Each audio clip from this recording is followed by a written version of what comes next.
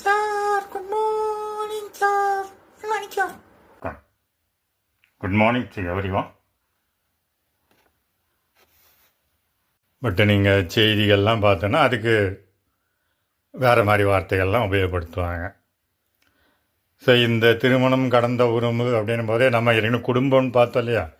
குடும்பம்னு பார்த்தாலே 2 பேர் கணவன் மனைவியாக திருமணம் வந்து ஒரு சமூக நீதி, அவங்களுக்குள்ள ஒரு குழந்தை பிறக்குது. அதனால் அதுக்கு ஒரு உரிமை கிடைக்கிது. அந்த குடும்பத்தில் அது அப்பா அம்மாவுக்கு இதுதான் குழந்தை அப்படின்ற ஒரு சட்டப்பூர்வமான உரிமை கிடைக்கிது. இதெல்லாம் நடக்குது. இப்போது இந்த கணவன் மனைவி இருக்கிறாங்க, திருமணம் இருக்குது, உறவுகள் அவங்களுக்குள்ளே இருக்குது. ஆனால் அந்த கணவன் வேறு ஒரு பெண்ணுடன் தொடர்பில் இருக்கிறார். அப்போ திருமணம் கடந்த உறவு. அதேமாதிரி மனைவி, சப்போஸ் மனைவி கூட இருக்கு, எல்லா இடத்துலையும் எல்லாமே நடக்குது. மனைவி வந்து வேறு ஒருத்தருடன் தொடர்பில் இருக்கிறார். அப்போ அதுவும் திருமணம் கடந்த உறவாகிறது. இப்போ இதுக்கு என்ன விளைவுகள் அப்படின்னு நம்ம பார்க்கும்போது, அஃப்கோர்ஸ் நம்ம வந்து இப்போ இது பர்சனல் லைஃபுக்கே போக வேண்டாம். அது மாதிரி இது வந்து சரியா தவறா அது வந்து நம்ம ஜட்ஜ்மெண்ட் பாஸ் பண்ணலை.